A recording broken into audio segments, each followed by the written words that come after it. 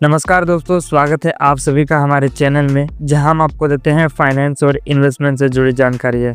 तो दोस्तों, आज मैं बात करने वाला हूं कि 2026 में कौन से वो ऐसे 5 स्टॉक्स हो सकते हैं जो कि बहुत आने वाले दिनों में अच्छे खासे पोटेंशियल रखते हैं, यानी कि फ्यूचर में पोटेंशियल रखते हैं, वो भी लॉन्ग टर्म में। तो चलिए कौन कौन से 5 स्टॉक्स हैं इसके बारे में पूरा डिटेल से जानते हैं और आपको इस वीडियो में बहुत ही अच्छे तरीके से समझाया जाएगा कि किस प्रकार से वर्क करती है और क्या क्या चीज़ें वो और क्या क्या कंपनी है, इसके बारे में बताते हैं। तो दोस्तों, कंपनी जानने से पहले आपको 3 चीज़ों के बारे में आपको जानना जरूरी होता है, वो भी फ्यूचर पोटेंशियल रखती है। ये बहुत ही इंपॉर्टेंट 3 टॉपिक है जो कि आपको ये डिसाइड करते हैं कि कंपनी कौन कौन से सिलेक्शन करने की उम्मीद जताती है आप पर।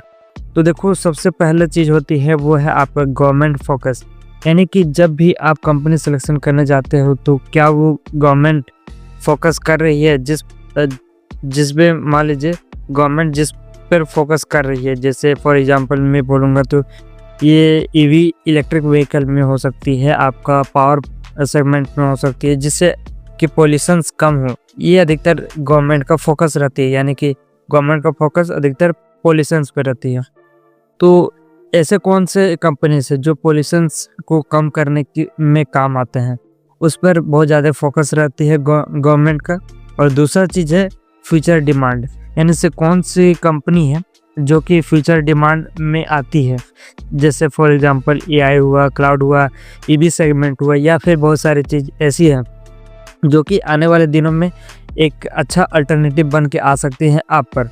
और तीसरी चीज़ है वो है आपका स्ट्रॉन्ग फंडामेंटल, यानी कि ये तो जान लिया गवर्नमेंट के बारे में और फ्यूचर पोटेंशियल के बारे में, डिमांड के बारे में। स्ट्रॉन्ग फंडामेंटल किस प्रकार से होती है, इसको भी जानना आपके लिए बहुत ज़रूरी होती है। कंपनी यदि आप डाउन में है तो ये आपके लिए थोड़ा सा अलग हो सकता है, लेकिन आई थिंक मुझे लगता है कि फ्यूचर पोटेंशियल रहेगी तो वो फंडामेंटल में स्ट्रॉन्ग हो भी सकती है। तो चलिए इसके बारे में पूरा डिटेल से जानते हैं 5 स्टॉक्स के बारे में। तो दोस्तों, हमारे लिस्ट में सबसे पहला नाम निकल कर आता है वो है उस सेक्टर का जो कि फ्यूचर पोटेंशियल रखती है, यानी कि ईवी सेगमेंट के बारे में। और जब भारत में इलेक्ट्रिक व्हीकल की बात करते हैं तो एक नाम सबसे पहले निकल कर आता है, वो है आपका टाटा मोटर्स के बारे में। तो दोस्तों, टाटा मोटर्स जो है, इसका जो ईवी मार्केट है वो 70% से भी ज़्यादा का है, यानी कि ये सिर्फ भारत में नहीं बल्कि इसकी जो लग्जरी कार जैसे कि जगुआर लैंड रोवर, ये भी इलेक्ट्रिक होने जा रही है, यानी कि।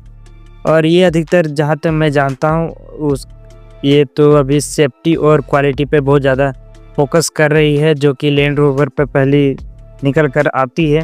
और इसका जो सरकार का फोकस है ईवी सेगमेंट में, तो इससे अच्छा खासा इसको बेनिफिट मिल सकता है टाटा मोटर्स को। तो दोस्तों, इसमें दूसरा स्टॉक है वो है आपका इंफ्रास्ट्रक्चर सेगमेंट में। देखो, इंफ्रास्ट्रक्चर सेगमेंट जो है वो अधिकतर आपका भारत की जो इकोनॉमी है, यानी कि अभी 1-2 साल के अंदर 5 ट्रिलियन की इकोनॉमी बनने वाली है, लेकिन कैसे बनेगी, अधिकतर आपको इंफ्रास्ट्रक्चर में फोकस करना होगा। इंफ्रास्ट्रक्चर कौन फोकस करता है, कौन सा कंपनी फोकस करता है, अधिकतर बात करूँगा तो वो आपका आता है एल&टी कंपनी। देखो, ये एल&टी कंपनी क्या काम करती है, देखो जितने भी रोड्स होता है, प्रोजेक्ट होता है, गवर्नमेंट की प्रोजेक्ट होती है, जस्ट लाइक आपका हाईवे बनानी है तो एल&टी को कॉल करो, बुलेट ट्रेन बनानी है तो आपको एल&टी को कॉल करो। ये सारी चीज़ों पे ये एल&टी का ही नाम।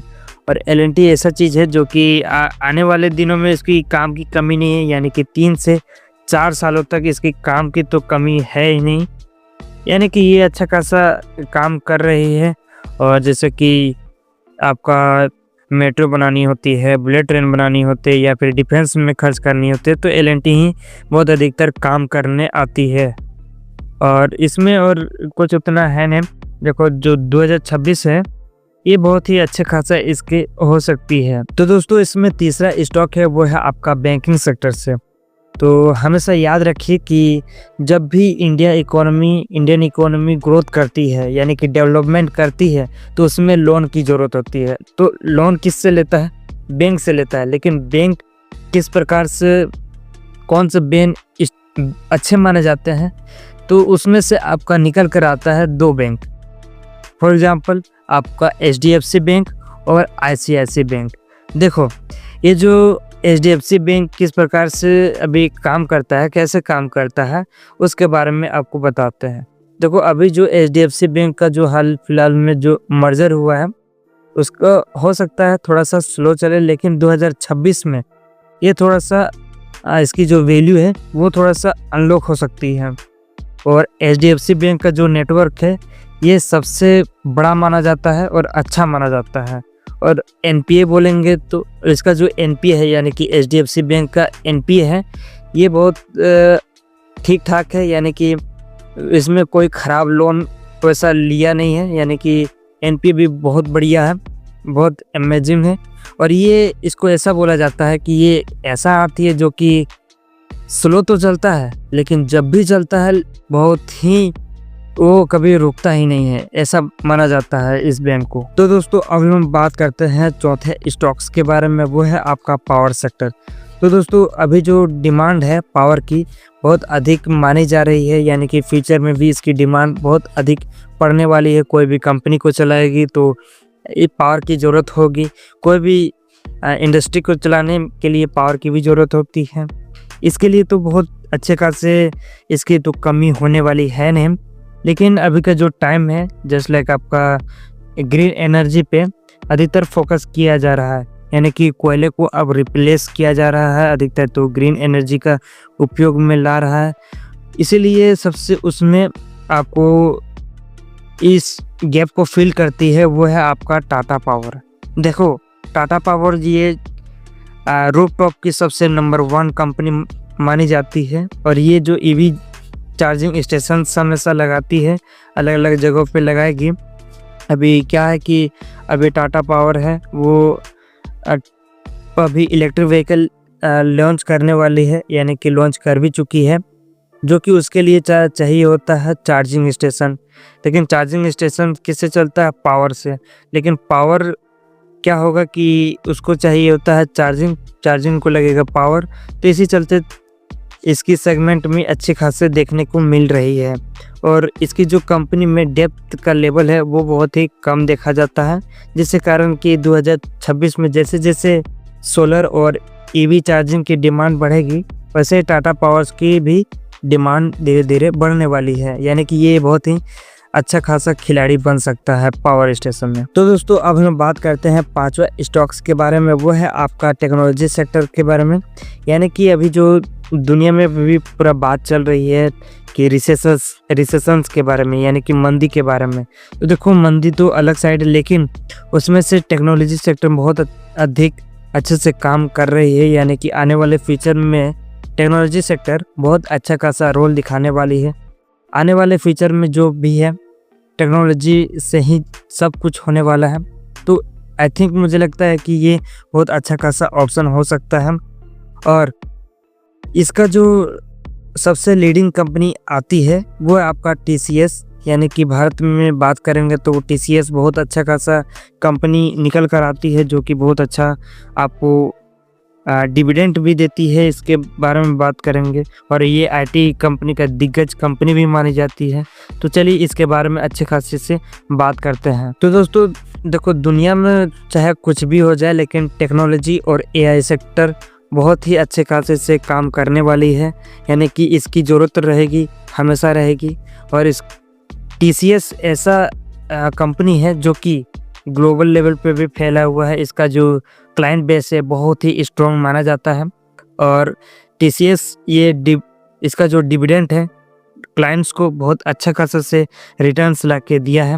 और इसका जो पोर्टफोलियो है ये आपके पोर्टफोलियो को स्टेबिलिटी भी करती है, तो यानी कि ये अच्छे खासे से आपको रखने वाली है आपके शेयर्स को। तो दोस्तों ये थे वो 5 स्टॉक्स जो अलग अलग सेक्टर्स के लीडर्स हैं। फॉर एग्जांपल जैसे कि पहला है आपका ऑटो में।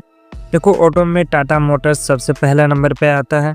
दूसरा है इंफ्रास्ट्रक्चर में एल&टी कंपनी। तीसरा है बैंकिंग सेक्टर में वो आपका एचडीएफसी या फिर आईसीआईसीआई बैंक। और चौथा है पावर में, इसके में बात करेंगे तो टाटा पावर में। और आईटी की बात करेंगे, आईटी और एआई की बात करेंगे तो वो आपका टीसीएस के बहुत अच्छा खासा काम करने वाली है, यानी कि ये सारे स्टॉक्स हैं जो अच्छे खासे से आपको रिटर्न लाके दे सकते हैं। इवन मैं यहाँ पे एक चीज़ और ऐड करना चाहूँगा, यानी कि 3 चीज़ों के बारे में हमेशा मैं बात करना चाहूँगा। वो है आपका रिसर्च करना होता है, और आपको पेशेंस रखना होता है, और आपको डिसिप्लिन रखना ज़रूरी होता है। ये तीनों चीज़ यदि आप पर है तो आप इस मार्केट में आपका वेलकम है। लेकिन क्या है कि ये सारे तीनों चीज़ यदि आप पर नहीं है, यानी कि कुछ एक चीज़ इधर उधर हो जाती है, तो आप पे थोड़ा सा दिक्कत आ सकती है। तो आप अपने अनुसार में इसको आप अच्छे खासे से रिसर्च ज़रूर कर लीजिएगा। तो मिलते हैं नेक्स्ट वीडियो में नेक्स्ट टॉपिक के साथ। तब तक के लिए धन्यवाद। और हाँ, कमेंट में ज़रूर बताइए कि आपको ये वीडियो कैसे लगी। तो मिलते हैं नेक्स्ट वीडियो में। धन्यवाद।